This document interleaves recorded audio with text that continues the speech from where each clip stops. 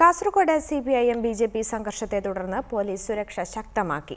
ഉത്തരമേഖല ADGP Shankar റെഡ്ഡിയുടെ നേതൃത്വത്തിൽ വൻ police സന്നാഹം തന്നെ ജില്ലയിൽ ക്യാമ്പ് ചെയ്യുന്നുണ്ട്. ഇതിനിടയിൽ തിരുവോണദിനത്തിൽ കൊല്ലപ്പെട്ട CPIM പ്രവർത്തകൻ C. നാരായണന്റെ കൊലപാതകവുമായി ബന്ധപ്പെട്ട് ഒരാൾ കൂടി പോലീസിന്റെ പിടിയിലായി. കാസർഗോഡ് ജില്ലയിൽ സമാധാനം പുനഃസ്ഥാപിക്കാൻ എല്ലാ പാർട്ടി നേതാക്കളും ഒരേ സ്വരത്തിൽ പിന്തുണ പ്രഖ്യാപിച്ചു. ആക്രമണം ഉണ്ടാക്കുന്നവരെ ഒറ്റപ്പെടുത്താനും നാട്ടിൽ സമാധാനം ഉറപ്പുവരുത്താനും എല്ലാ രാഷ്ട്രീയ പാർട്ടികളും ഒന്നിച്ചു നിൽക്കണമെന്ന് സമാധാന യോഗം ആഹ്വാനം ചെയ്തു. P. കരുണാകരൻ MP യുടെ അധ്യക്ഷതയിലാണ് യോഗം ചേർന്നത്. സമാധാന കമ്മിറ്റി യോഗത്തിൽ ഉയർന്നു വന്ന പൊതുവികാരം കണക്കിലെടുത്തുകൊണ്ട് അങ്ങേയറ്റം ആത്മസംയമനം പാലിക്കാൻ CPM പ്രവർത്തകർക്ക് കഴിയേണ്ടതുണ്ട്.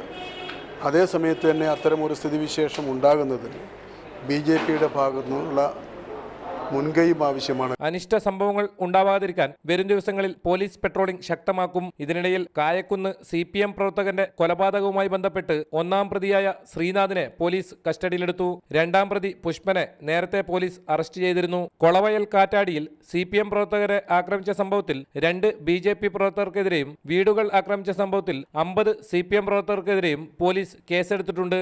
റിപ്പോർട്ടർ, കാസർഗോഡ്.